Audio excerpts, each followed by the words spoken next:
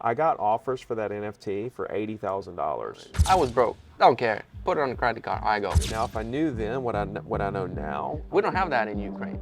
Like this they this don't have thing it in nowhere probably. Except for Australia, and South Africa, and Brazil. I mean, they're dying. They're crying for it.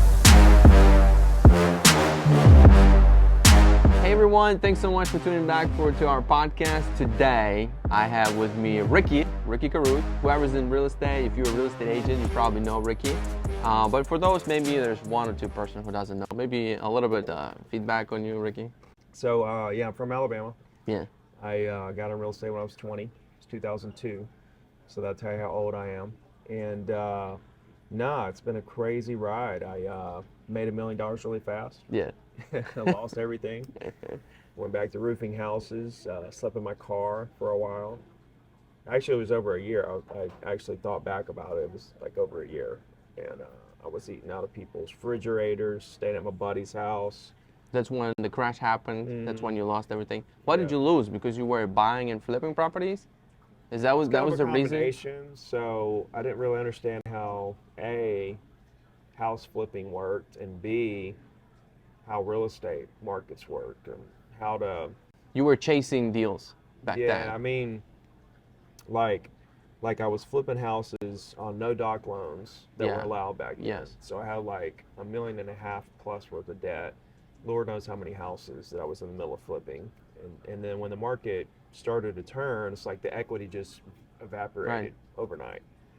And then I sold a bunch of them for exactly what I owed, just to get out from under them. Didn't make a dollar, and had to let a few of them go back to foreclosure. So I got foreclosed on.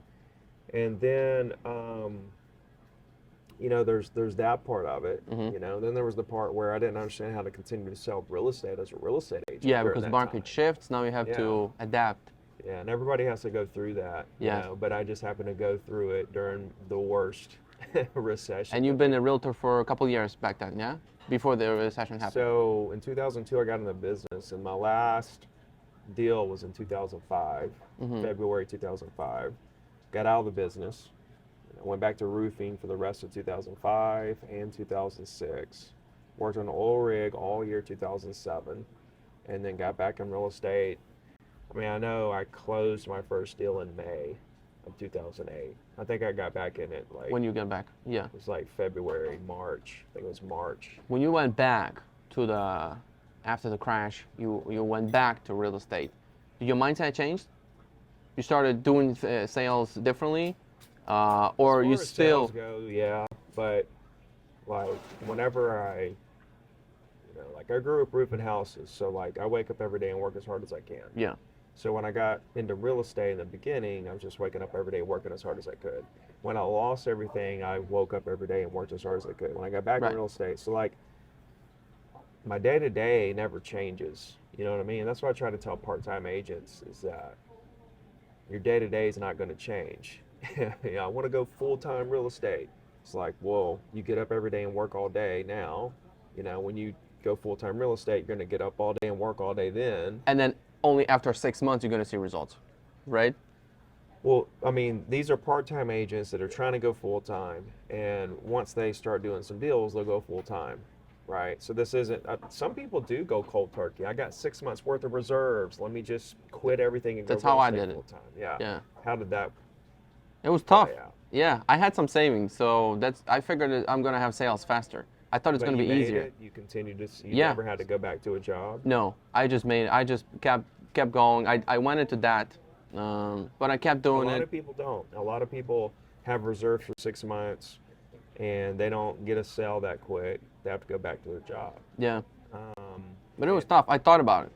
I mean, I just kept going. When you have reserve for 6 months, you have that financial pressure. It kind of affects your communication. For sure. To your clients. Yeah. They can kind of hear you're a little desperate. They don't know why. They can't put their finger on it, but they have some kind of red flag because, the way your tone, something about the way you're talking just doesn't quite jive. And at the end of the day, it's because in the back of your mind, you're thinking, I got to make a deal because I only have 2 more months of reserves, And that makes it really tough, I think. I think everybody should have a job. Should start part-time, slowly, but put a lot of effort into this. Yeah. It's not going to happen by itself. My dad always said, don't quit a job, just add to it, which Yes. meant always have 2 jobs. Um, so I always had 2 jobs. When I quit real estate and went to roofing, I was also serving tables at night. I would roof all day and serve tables all night. Yeah. I didn't care. In 2008, I think 18, I was 11 months in the business. I reached out to you on the DM because the first time I heard you, it was a Real Estate Rockstars podcast. I really like what you had to say because you talked about making cold calls, and then Pat asks you, and then if they're not interested in selling, you ask them, who do you know who's going Yeah. to sell? And you said, no, I don't do that. I just ask them, do they have a realtor, and give me your email. And I'm like, you said, because when you're asking, do you know anybody else, you're putting like, hey, can you help me? Can you help me? Yeah. So like I remember that, and I'm like, who's Ricky? And I'm just started researching this and that. So I kept like watching your stuff, and then one time I had a deal, 2 deals fell apart. If you look in your DMs, you'll find my text all the way from 2018, and I had 2 deals fall apart, and I had a mindset problem. Like what the hell? I'm just I'm working so hard, and this thing's not working for me. And then you called me, and we spoke on the phone for like 30 minutes, and then you helped me out a little bit. You said you were ahead of the game. Already you were doing deals. You're only like 11 months in the business. You're doing deals, but you have to put a focus on people that you're trying to make money here on this person. You're trying to help them sell or buy. You're trying to make money. It's their decision. It's their property. They want to do whatever they want to do, and so it helped me out a lot. So that's it's a big. And I've been following your content for That's amazing, man. since 17, I think. That's when I You started. DM'd me back in the day, and I just called you. Since then, 2021, I sold 132 houses, and then Wow. 222 last year, and now we're going for 400. But we're now a team and a brokerage. A lot of my success was because I was following your stuff, so Yeah. it was pretty good, That's good Um, stuff, man. Yeah. So right now, you're still selling, As far as day-to-day listings and sales and stuff. But you so, still do your weekly email. yeah. You get So some clients I took from a that? step out of production. So Dad handles all the day-to-day listing appointments, sales negotiations, all that stuff. And I'll step in and help him if he's out of town, or Yeah. if he's double booked, or if he's sick or something like that. So if the phone call goes to you, you saying, "Hey, call my dad." No, From I'll your- fill it out. Yeah. I'll talk to him and see what they got going on and stuff. Most everybody's calling Dad now, though. Calling dad. Yeah. Because his number's on the weekly email, Oh, I see. and on Mostly MLS. sellers. Mostly sellers. Sellers and buyers. Buyers too. Yeah. Like in your like how many? You know how many houses you sold throughout the years or no? Over 1,000. Over 1,000. Yeah, over 1,000. And it's mostly sellers, or it's like 50-50? I would say probably 75% sellers. Yeah. Yeah, 75% sellers. But the buyers are mostly sellers who bought. Yeah. Right. So like I focus primarily on property owners, and when you do that, it really creates an efficient business because, every client is such a high quality client because they could list, which is, the greatest thing to agents ever. You have the power of all the other agents trying to sell that listing Right. for you. And then, when they become a buyer, they're the highest quality buyer because they already have experience in buying. So And MLS is such a beautiful tool that we have. We don't have like I'm from Ukraine. We don't have that in Ukraine. Like this they this don't have thing. it in Nowhere, probably, except for- Australia, and South Africa, and Brazil. I mean, they're dying. They're crying for MLS This or is some just kind of structure. Beautiful thing. You put it up there. You have all the brokers in These the other world trying to sell. countries, the sellers will go out and list their property with like 8 or 10 agents. Yeah. And whoever brings the buyer first wins. Could you imagine every listing you had, there were like 8 other agents who have the same property listed, Yeah. trying to go find the buyer before you do, and you're really racing. Whoever can find the buyer first wins. It's a completely different mindset. But I've thought about those scenarios and those situations and how I would capitalize under those circumstances, and I would absolutely completely annihilate that situation because like there's advancements in technology right now in the US that we don't know about. Yeah. Right? Like there's things that'll come for real estate agents, let's just say in 8 years, 10 years, that we're oblivious to it right now. And whenever that advancement technology comes, let's say 15 years from now, the people are going to look at whatever that advancement technology is and say, man, I could never live without this, right? But here we are, 8 years Yeah. before it comes out, Sure. talking about how great MLS is. Before MLS came out, right, in the U.S., The book. yeah, they had the book and Yeah. everything else, and agents didn't know MLS was even a thing, Yeah. and they were out And there the crushing it. electronic signature, you know. And so in these other countries, I would have such a stack of people looking for properties. Like I would build my inventory of people, probably mostly investors or whatever, looking for properties, right? Whereas as soon as I get this listing, I just boom, email it out Email to my it, list yeah. of thousands of people that, you know, to my entire database. I would just have such a massive database that I would be able to boom. Commercial real estate is a little bit like that too. You It know, is. things don't sell on the open market. They usually go sell through email or Yeah, phone I mean, call, text. Once a commercial deal hits the open market, normally it's been basically that's not a good basically deal. the trash can Yeah. for commercial properties. That's It's right. like everybody's Yeah. already looked at it and Yeah. passed on it, and so now let's throw it out there and see if For we sure. can get somebody in the open market. So the goal for the commercial buyer is to get a hold of all the brokers that doing deals and just get on their lists. You know, that's what To get them to send you deals, you mean? Yeah.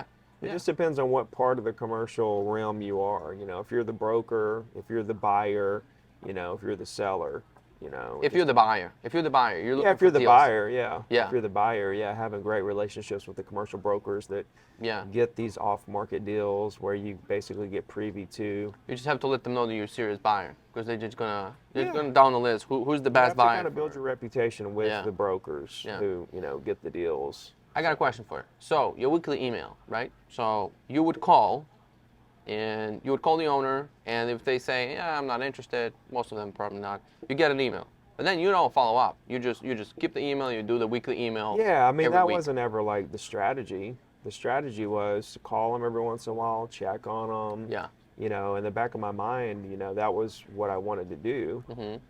I just never got around to it.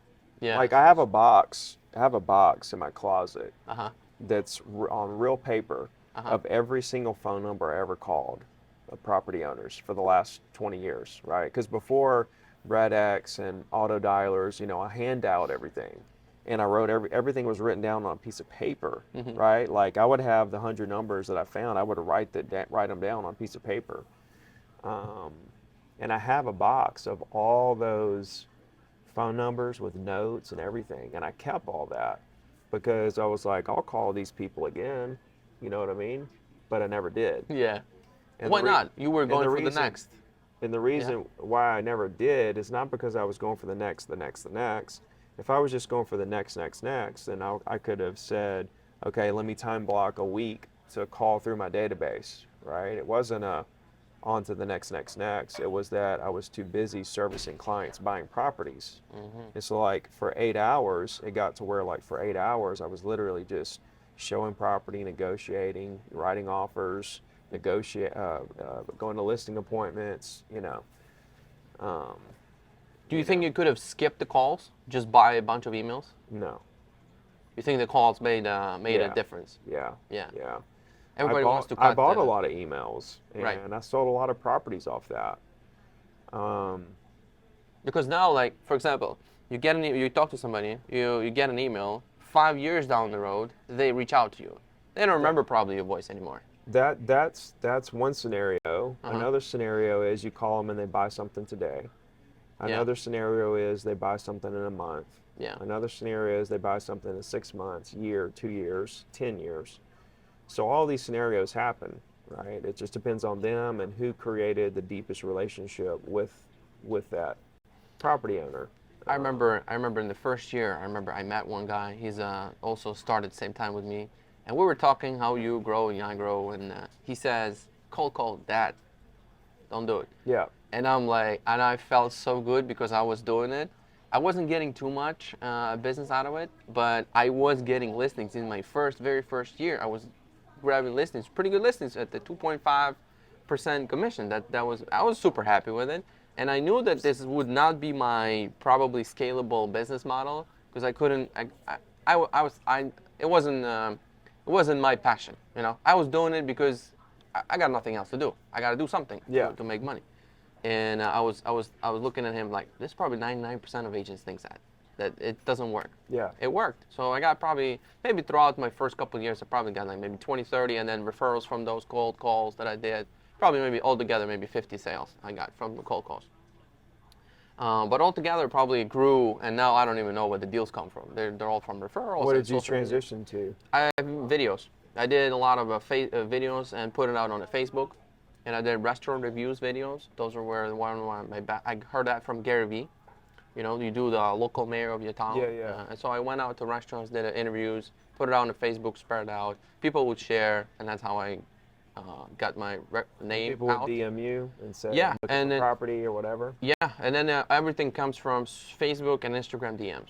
So that's where my client comes. And now client comes from you've been recommended. By who? I don't remember. Some couple people recommended. Yeah. But I went into a little niche, Ukrainians in Chicago. That was my niche because I speak that language, and it was easier for me to talk to that community. Yeah. And so people, it's a tight group, and so people know each other, and so that's how it was for me. Nice. So like I was a niche, and plus not only niche, I How saw did you that get nobody. how did you get to those people? What'd you do? Did you door knock? Did you do? I mean, how did you? I did a video and sent it Okay. to Facebook, local Facebook creative groups. Yeah. That was my thing. Nice. Yeah. Nice. So I did Yeah, like I know a guy. He sold 75 million doing just putting listings in Facebook groups. not a listings, year. my videos No, I'm saying I know a guy. for the listings. Oh, Yeah, I know another guy. He took listings and he would put it on Facebook Marketplace, the listing, and he would share that to 10 groups a day. And he sold 75 million really? off of just doing that, you know. So I know you went to Gary Vee. Mhm. Yeah. I still his, talk to him. I talk to him every year. Really? We do a once a year meeting. What's how much that cost to meet with I Gary? did 4Ds, which was 10K. Mm-hmm. So that was go to his office all day. You know, we got to spend a lot of time with him and his team. Yeah. Right, all the different departments of his. Why did you company. do it? I wanted to look at him right in the face and Yeah. say, hey, you know, because you can't really. He doesn't answer DMs, like, you know what I mean. Like he does, but not all of them. You know, he didn't. I don't sure. think he's ever looked at mine. But I just wanted to be like, I like to be around energy. You know what I mean? And like people like that. But literally, like when I started into the coaching side of things, I was already doing a lot of the stuff he talks about, but not to the level he talks about it. And then I ran into his content. A buddy showed me one of his videos, and started following him. And then I like started like applying what he was saying to my coaching business, and like that was a big influence in me going for free. And For coaching for free. yeah, the coaching for You used free. to charge, then you went for Yeah. free. And then once I went free, everything blew up. You know, like the coaching business blew up, my following blew up. You know, I started to get recognition and speech offers and all this stuff.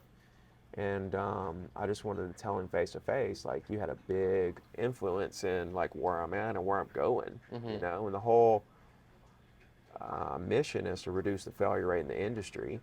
You know, so there's a real philanthropy side of this whole thing, and he had a real big hand in it, even though he didn't even know who I was. Yeah. And so I wanted to A, be around the energy, but B, tell him face to face, you know, what he did for me and stuff. So that was cool. I didn't really get anything out of that day except for just hanging out with him. Yeah.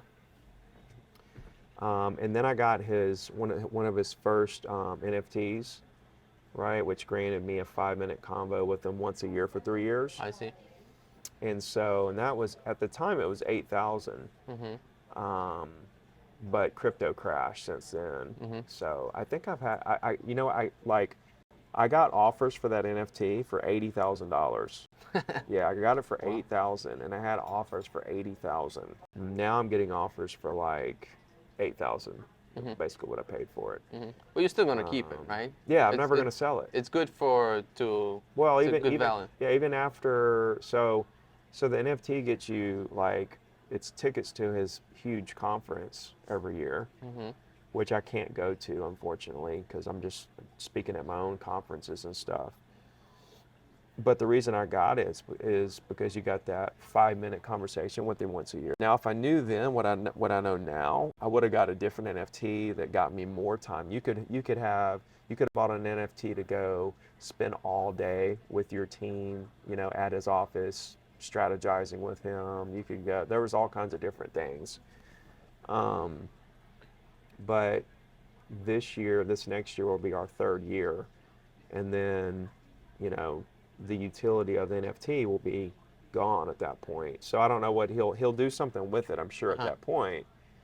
But like, it's the first Gary Vee NFT, and he literally was the first one that did a really successful NFT project. I feel like that first NFT, you know, batch is going to be worth a lot of money one day, you know.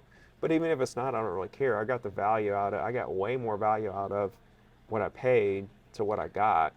I But really like Gary's style of, one time he said that the sales is just bad marketing. He says that building brand is what lasts long time. That's yeah, what we're all about. We'll pay a lot of more money for the swoosh on a shoe yeah, than just the same shoe without yeah, the thing. And yeah. I literally like his style of giving out free everything, give the tips out.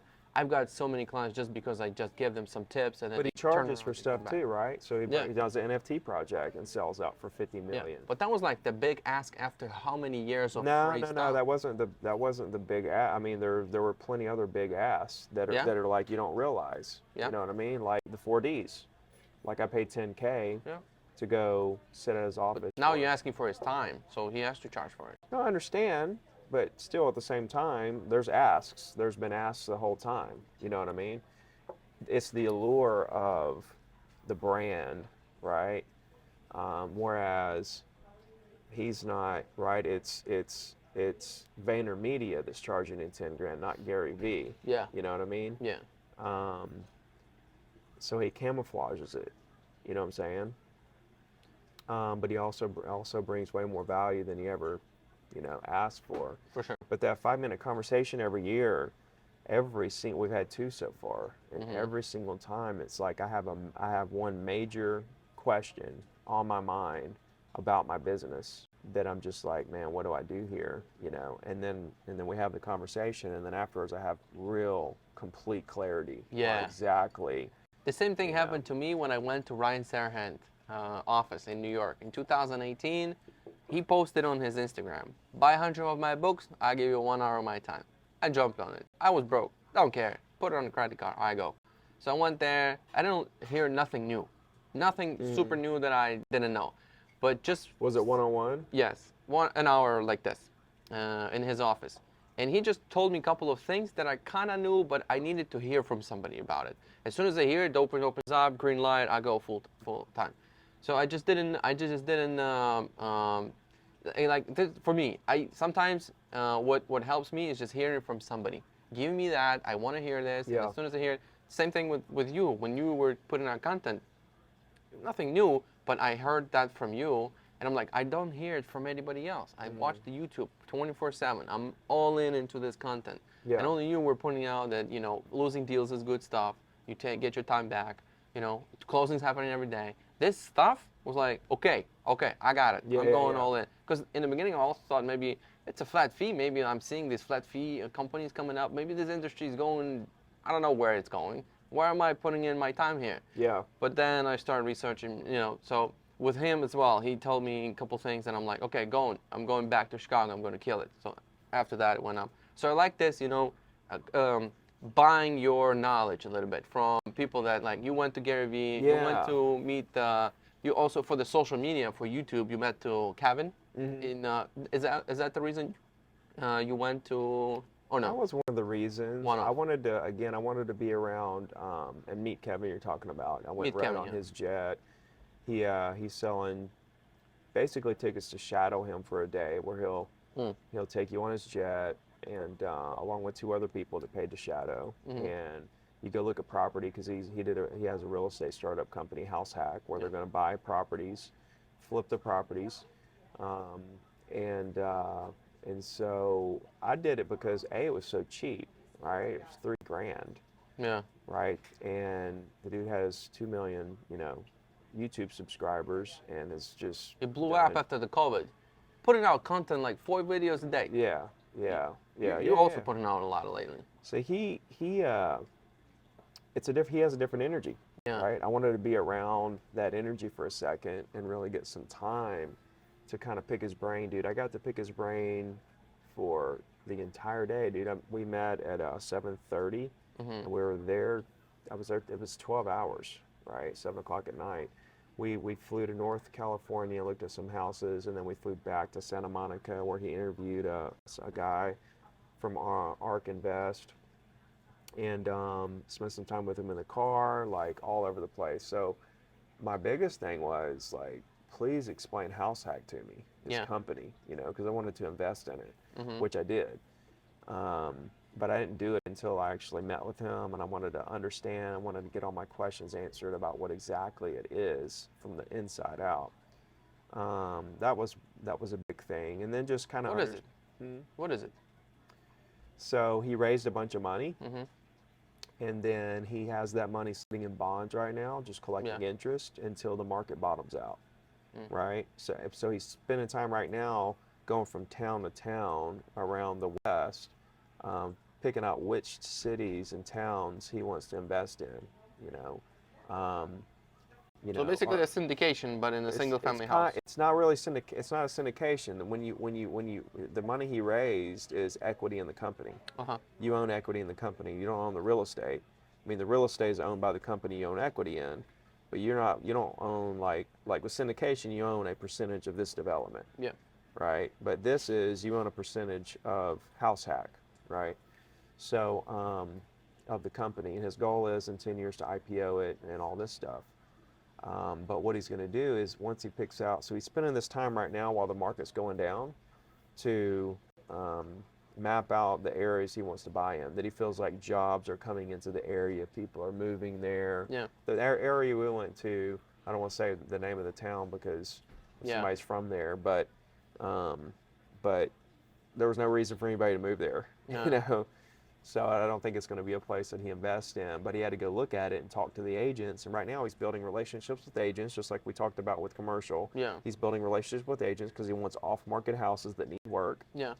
And he's a cash buyer. Yeah, and then he's going to map out the areas he wants to buy in. So he's going to have all that in place as the market is going down, as the market bottoms out, and then he's going to go out and buy these deals. Long play. Yeah. He's going to go out and buy these deals, say later this year, he might start buying, or early next year, and he'll buy stuff that needs a lot of work, that's way underpriced. He'll put the work in, have all this equity in it, get it rented out, right? Then he'll go out and buy 50 to 100 homes, just one at a time, buy them, fix them up, rent it, buy it, fix it up, rent it, and build a portfolio to 50 to 100 homes, and then sell the entire portfolio to an institutional buyer. Right? One-time deal. Then he'll take that money and go do it all over again. Right? So he'll just keep on cycling the money through 50 to 100 homes at a time. That's the general overview of it. So I wanted to really see it from the inside out before I threw money at it. Then also maybe like pick some brain on social YouTube. That was the biggest part, was the House Hack thing. And then I wanted to get his take on my channel, you know, because we started our channels at the same time. He has 2 million, I have 100,000. So, but mine is way more niche. Mine is real estate agents specifically. His is investors, entrepreneurs, financial, you know, people looking for financial advice. So he has a much broader audience, whereas I've stayed in my lane of real estate agents. For sure. And what are you thinking now? No, I'm staying in my lane. Yeah? Yeah. I mean, it's not necessarily about number of subscribers, you know, or even views, you know. It's about quality. I've got a very valuable audience because it's so niche to real estate agents. You know, my 100,000 on YouTube is worth more than some people's 500,000 on YouTube, or even 1 million. It just kind of depends, but no, I'm gonna mix it up. So like, I'm bringing live calls back. So I'm gonna be making live calls. I'm gonna have a session where I make live calls. I'm gonna have a session where I coach agents making live calls. I'm gonna bring that back because that's when my channel was really growing. Yeah. And I think that was the most exciting thing that I did, that really brought people to the channel and really helped people get over their fears of making calls and stuff. I mean, even when you get a Facebook or Instagram DM, I mean, at the end of the day, the goal is to communicate with them there and then eventually take it to the phone and call them. I mean, you've got to have dedicated time that you're sitting down calling people, right? Whether Sure. following up or just calling leads that come in or whatever, right? And so whether you're calling Facebook leads or cold calls or Sphere or Sometimes I call. whatever, you're got to be on the phone. And so I think when I was making the live calls, which I got away from, um, I think that was the most value that I was bringing at the time. So I want to bring it back. I think I'm going to see a big jump in if I combine bringing that back with all my new knowledge of how to create better content on these platforms. I think I'm about to go for a nice little run in terms of channel growth. We'll see. So when did you start making content? 16? 17. 17? Yeah. That's when you went into coaching? Mm-hmm. That's when you started coaching? That's Yep. when the avenue you picked Yep. for the content? Yeah. I mean, up to that point, like I was making $1 million a year as an agent with no social media up to that point. Yeah. You know, I mean, I got to where that 17 was my first year, made $1 million. Mm-hmm. I could have just said, I don't need social media. Nothing. I don't need to coach. I don't need to do any of that. I'm making $1 million a year. What do I need anything for? You got bored. Yeah, I was bored, and I needed something, you know, like New challenge. Yeah. I'm very not competitive. Competitive, not the word. I just like to work hard. I just felt like real estate, I wasn't working hard anymore. I was working like 10, 15 hours a week in my business. I was just doing a weekly email. People will call me and say, I want to buy this, and I just write a contract. It was just too easy, you know? That's right. Yeah. What does your day look like now? You're a full-time kind of creator now. So it's like, who does the research? How, do you have it planned out, or is just you? I'm trying to get more like the way I have been creating content. It's kind of like, okay, what's on Ricky's mind today, kind of thing. Yeah. But I'm gonna get a little bit more structured. Like, you know, of course I want to post at least once a day on YouTube. I know I'm posting 4 to 6 times a day on Instagram every day. Yeah. I want to post multiple. I mean, I'm posting multiple times now on YouTube every day. I want to have one really good video every day. I may still post multiple times, but I want to kind of have it mapped out a little better. I've been doing a lot of breaking news type stuff. Mm-hmm. I want to kind of scale that back a tad. I want to do a show where I'm making live calls, a show where I'm coaching an agent making live calls. I want to do a live coaching session where people come on and I give advice on their situations. I want to do a sales training video. It's like 3 steps to get more listings, or, you know, scripts, or, you know, whatever, social media. I want to do one breaking news video about the market, right? Instead of doing like 3 in a week, which is what I've been doing, you know, really take one and really go deep with the current market every week. And then I have podcasts that I'm posting left and right now. You know, Zoom calls with brokerages and teams, and coaching calls and podcasts that I'm on. You don't post Gary Vee phone calls.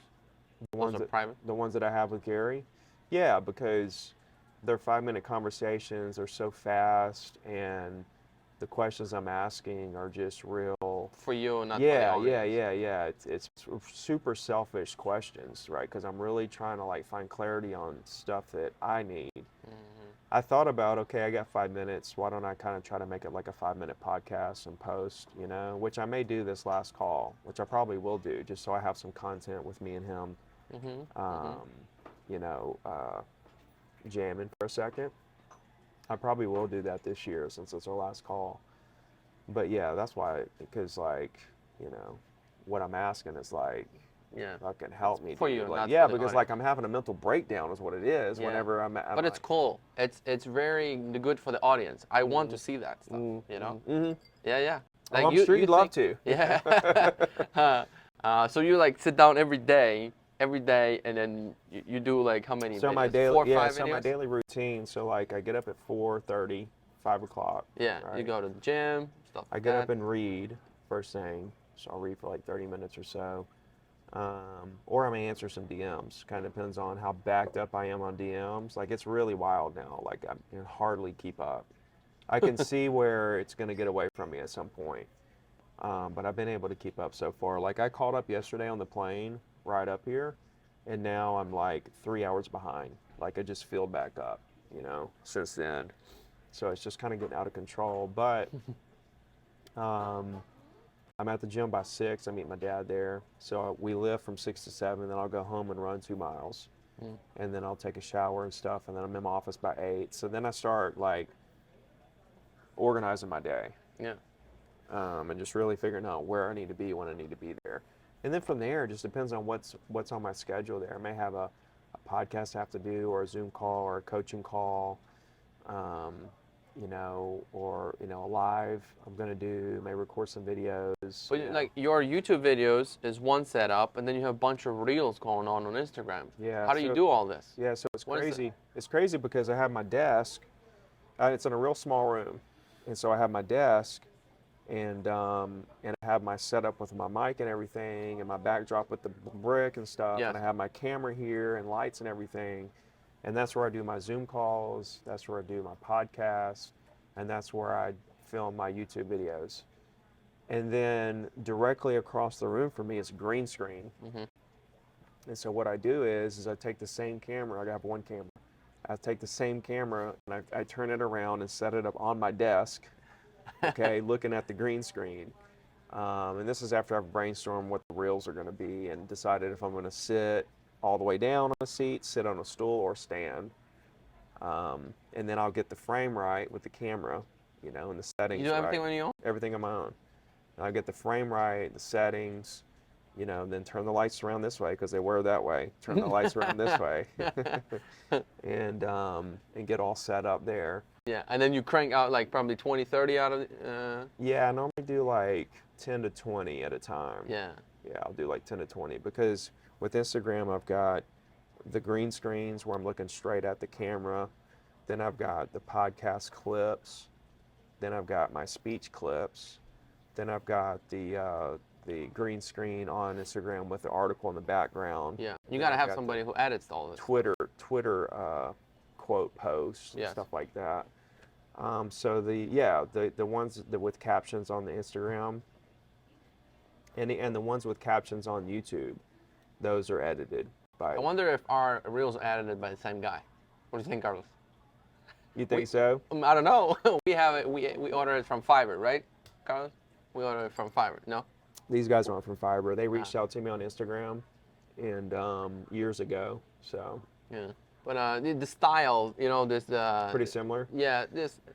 Well, I don't know. It's like kind of some template, maybe software, maybe everybody's using. Yeah. I mean, like whatever's hot at the time, you see it across everybody's stuff, So I think it's good to have that high quality edit, but it's more so what's your hook, what's your value.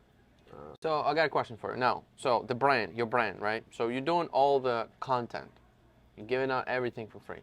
You're doing the speeches. You don't charge. I mean, I don't know. Maybe there is some fee, but they don't make money. There's no fee.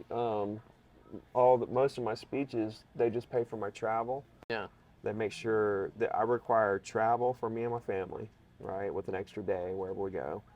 The registration list of people that register for the event, and a video guy to be there to film everything. Yeah. I don't charge anything.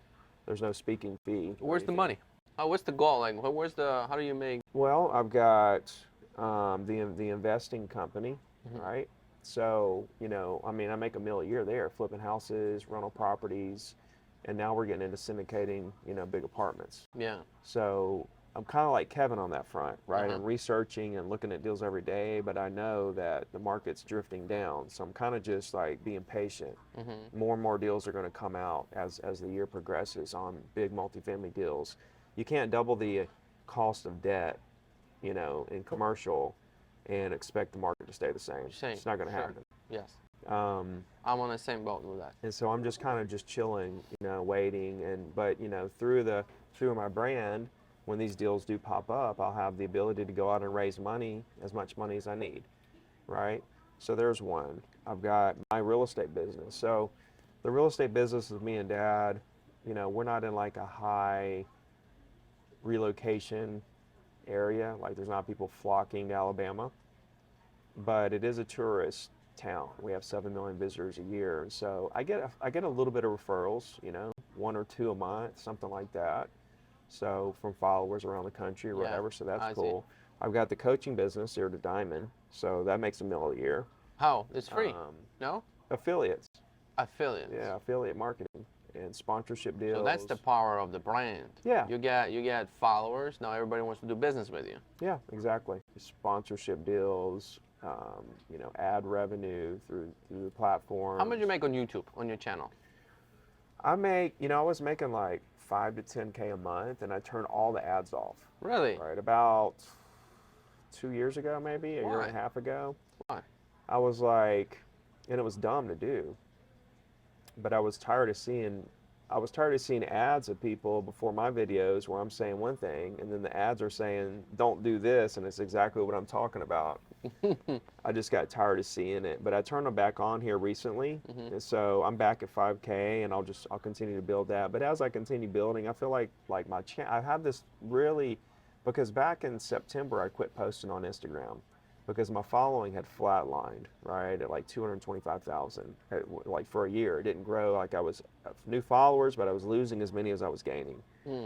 And I was like, this sucks, right? And I was just posting whatever, whenever. So I went back to the drawing board. I called Meta. I had several conversations with them. I studied. I researched the Instagram algorithm. I did a lot of work, put a lot of work into understanding how to grow on Instagram. And then when I came back, that's when I started posting 4 to 6 times a day. And I've grown by, there's months where I've grown by over 100, 200 a month, 200 a day. But the average is well over 100 a day since I've been doing this.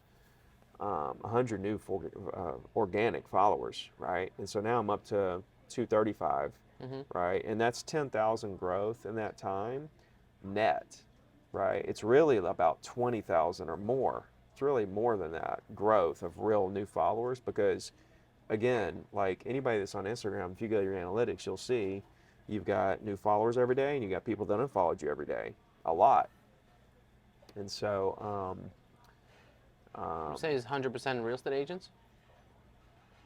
I know. probably 95, 90, like a lot of it's real estate agents, because Yeah. my content is real estate agent, driven. But what my point is I went back to the drawing board and I figured that out, and I hacked that entire system. Like for me to get 200 followers a day organically is like boss. That's like I could stay right there, and be happy. Like I don't have to go out here and get 1 million followers tomorrow. Like 200 a day is like really something for me. And So, that's happened after you started posting a lot today. yeah, 4 to 6 times a day. That requires a lot of work now to grow. It does, but if you have the right systems in place, Yeah. and you can create quality content, you've got the systems in place and the team in place to edit, when you're supposed to post, what you're supposed to post, it's not like, the thing is when you start treating these platforms like a job, that's the problem. People aren't treating it like a job, they're treating it like it's just something on the side. Yes. And then That's how I'm treating my Instagram.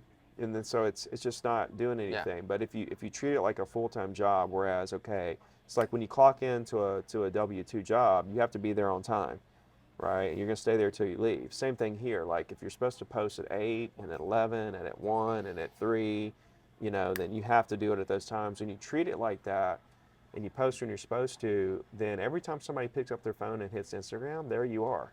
No matter what time of day it is, there you are. And that's what you want. You want to be right in front of everyone. You want to be right in their face every single time that they pick up their phone. But the reason I mentioned all that is because I've kind of been in the same mode with YouTube here lately. Because once I figured out Instagram, I was like, let me go figure out YouTube now. Because I want to get YouTube to where I'm picking up 200 to 300 subscribers a day. Yeah. And right now it's like 50. Something like that. I'll have days where I hit 100, 150, but the average is like 50, 60 a day. But that's good too. It's okay. Yeah. But I have 100,000 subs, Yeah. and I'm not. That's not where I want to be. I want to be at 200 to 300 a day, new subs, and so that's why I'm turning. And I've been working on YouTube for a while, but anyway, I just feel like with all the knowledge that I've gained over the last 90 days with YouTube, that I'm about to see the similar growth on YouTube as I've seen on Instagram over the last 6 months, and so I expect the ad revenue to really shoot up. Like 2 or 3, times. Do you So think we'll that see. real estate agents for their business should be doing social? Yeah, Like, but do important stuff in the morning and then do social? for me, Like calls, for me, texts? yeah, for me, it's make calls all morning, do social all afternoon. Yeah. Do a weekly email.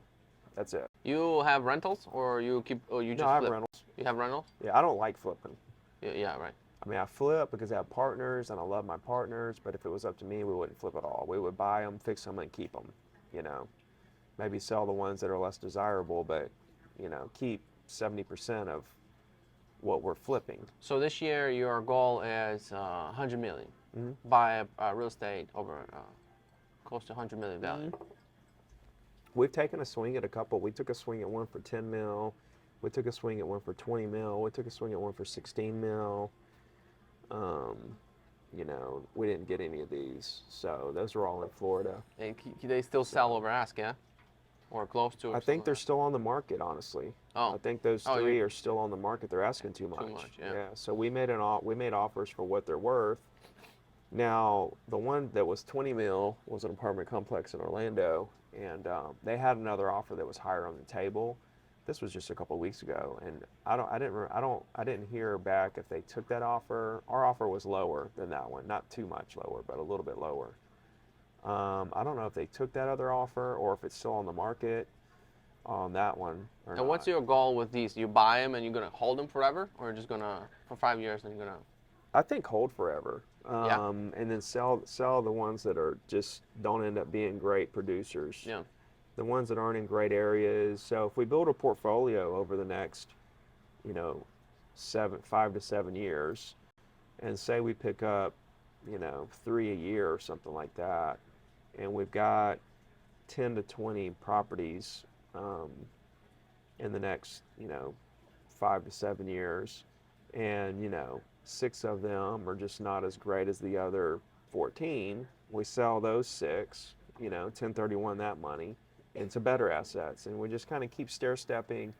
And I mean, the goal is, at the end of the day, after a 20, 30, 40-year period, that we've basically started today building this portfolio, and then every year that goes by, we decide, okay, which properties do we want to sell this year, right? And then we get better at also spotting the better quality properties, with more experience. Yeah. So at the end of the day, you just continue to condense the portfolio down to where you have this amazing portfolio of just incredible properties. Whose approach you like better, Ben Mala or Grant Cardone? Ben buys and flips, right? Yeah, he buys, rehabs, 1031s, and always keeps buying, and he's going into retail. Yeah, All that commercial and stuff. all that stuff. Yeah, 3 is triple nets. Grant only buys A+, Yeah, and only apartments. yeah. I don't know. He's only A+. He's like buying I don't know the tax benefits completely of, like, I don't know what the depreciation benefits are of what Ben does, because I don't know how long he holds the properties. 2 years. If he actually year. takes a depreciation, if he's taking bonus depreciation on that, that could be a great model, because that with Grant 100% you take bonus depreciation, like that's a big reason why he doesn't pay taxes, because he buys these apartment complexes, and he takes bonus depreciation that he can write off basically as much as he made, you know, and then you pay zero taxes. If Ben has the same setup, I don't know. I think it's dealer's choice. I like both. Yeah. Right? I like both, honestly. But it seems like you're doing a lot of stuff, You got the coaching going on. You got all So I've got the coaching business, real estate coaching. Yeah. I've got sales. I've got investing. Yeah. I've got the brokerage. I've got mortgage now, and now social media coaching. So yeah, that's kind of the umbrella right now. Your goal is to keep them growing and always have all these, and even add on. Yeah. Any like I'm Like, pretty selective to what businesses I'm going to get into because Yes. as you know, I mean, I'm pretty spread out. yeah. So it's got to be something that's really interesting, you know, for me It- to dive in. Is your day super busy on the phone? Like my phone right now. It's like, I don't know. It's like My phone's not too 20. busy on the It's phone. crazy. No, I mean, Like my your busy, day. my phone's busy in the DMs. Yeah. I can't keep up there, but as far as like people calling me, not too bad at all. Not too bad at all, which is perfect for me Perfect. because it's cool because like for my team, like I put out so much content. I basically told everybody everything they need to know. I don't get a whole lot of questions like, what do I do here? What do I do there? You know, because they already know what I'm going to say because I've already said it on 15 million videos. That's one cool thing about being a free coach is when I bring people into my ecosystem to be part of my brokerage or team, they already know a lot of my stuff. So I don't get a whole lot of ongoing questions there. And the cool thing is like calls that I do get are like from billionaires and you know people that are building billion dollar companies with me and like you know they're big calls for the most part. So That's nice. um, no, dude. Most of my time is spent like how do I create better content, you know, filming. And you said off the camera that was something you wanted to do? That was your goal? Like before even going into real estate sales? Yeah, because like when you're in the rat rate, not before I went into real estate sales. I didn't I even see. know about social media before in real Right, estate sales. yeah. Social media wasn't even invented yet when I got into real estate sales. But when I started doing social media back in 2017, you know, it was interesting. I was still doing sales. I mean, I did sales all the way till last year. You know, like last March is when I took a step back. But it did get to a point where I, you know, I was like, I would rather, instead of like having buyers and sellers call me out of the blue with all these problems or want me to go here, want me to go there, you know, and just rat race. You know, sales is a rat race. That's a beautiful rat race because you take the rat race and you make millions, Yes. right? And then you take a step back and say, okay, where can I go really, you know, help a lot of people or build other businesses or spend time with my family. Like it's a vehicle, but it's nowhere I believe that people really want to be forever. People may say, I love sales, I want to do this forever. No, you don't. You just don't know that you don't. You're going to until you don't. But there was a point where I was like, yeah, of course, I'd rather be at home, spending my time brainstorming videos that could actually help millions of people versus getting a call from an upset seller or even a happy seller that just wants me to drive 30 minutes to look at a house or whatever. It just didn't excite me anymore. You know, I was getting calls from people that were like wanting to list $1 million homes and stuff, and I was like cringing looking at the caller ID. You know what I mean? I was like, girl, I don't want to talk to this person. You know, like I know they're calling to list this $1 million piece of property, and I'm like, damn it, I don't want to answer this, right?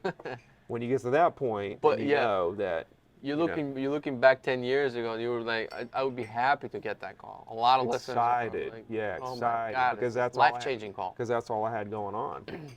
That's all that. I mean, I didn't have social media. I didn't have all these other opportunities. All I had was this $1 million listing. That was the only thing happening at that point 10 years ago. And so, yeah, I was super happy. I didn't care about anything else. Like, Yes. I couldn't answer it fast enough. So, But that's when you see you growing, you know, when this thing doesn't excite you anymore. You have well, we were other- talking about it before, like reinventing Yes. yourself. You Yeah. know, I used to be a roofer. Yeah. You know, and then I was a real estate agent. Yeah. You know, then, you know. Now you all the sorts of things. Yeah, like then, you know, then I wrote books and started doing social, and I was still doing real estate. And you know, if you look at the content I made day one versus now, it's Your content shifts. totally different. You know, and yeah, then, I've in noticed. 2 or 3 years, it'll be even more different. You know, so we all have to kind of evolve with. But no, real estate agents have a lot of needs. Not only learning how to work with sellers and buyers, they also need help with how do I do the taxes right? How do I prepare so I pay less taxes at the end of the year legally? You know, how do I develop my communication skills? How do I learn the public speaking stuff? All these things, you know, like I've Real estate investing, like Yeah. that's the thing too. A lot of agents don't invest in real estate. They That's sell a it, problem. they sell They it, should. but they don't invest in it. You know? You're the closest person to the deal. Yeah, so that's a big message of mine this year is number one, the agents that are struggling, that got in during COVID, not to quit. If you have to step back and get a job, fine. Yes. Who cares, right? Yeah. Do that, but don't quit real estate. Quit, Keep yeah. trying. Yeah. That's my loudest message. My next message is buy real estate. For the guys who have saved up money and have a down payment and stuff like that, you should have a strategy like buy one property or 2 properties a year, 3 properties a year, whatever. You should be building that portfolio for the day that you don't want to sell real estate anymore, because that day will come and you're going to wish you would have been building this portfolio 5-10 years ago. And the third one is to do more social media. Agents need to do more social media. A lot of people are like, oh, do video, do written word. Write a blog on a Facebook post, and put an awesome picture of yourself next to a house and run it as an ad. You'll get clicks. There's so many different ways. There's so many ways to use social media. Yeah. I have like a Facebook group for agents in Chicago. Just started recently because I'm building a brokerage, independent. So I put there words. I just share my YouTube links as well, but I also type in some tips that just comes up in my head, like, type in. Right. A lot of people see it, comments, things like that. So that's one way. And it wasn't a video. Yeah. So like, I'm big on video, of course. Yes. Everyone should do video, but don't come to me and say, I'm not doing social media because I don't like video. Social media is more than video. Yes.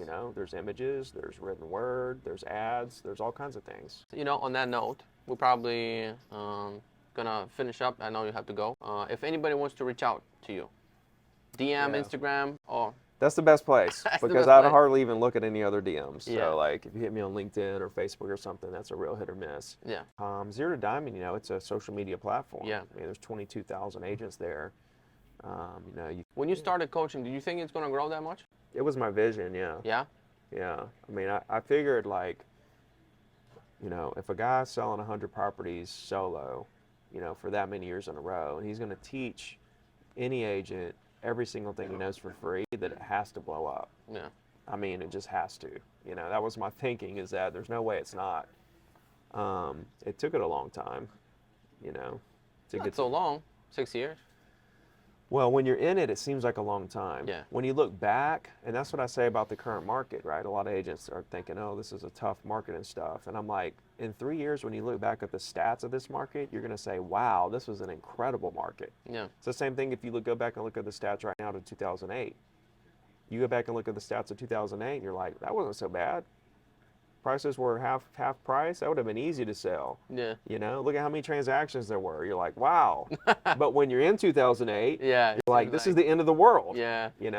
I wasn't there, so I don't know. I just got in America. When you're in it, it seems like it's forever. Yeah. So like back in 2017 when I started and it didn't go to 22,000 that year, I was like, I was at like 5,000 YouTube subscribers. I'm like, why am I not at 100,000 yet?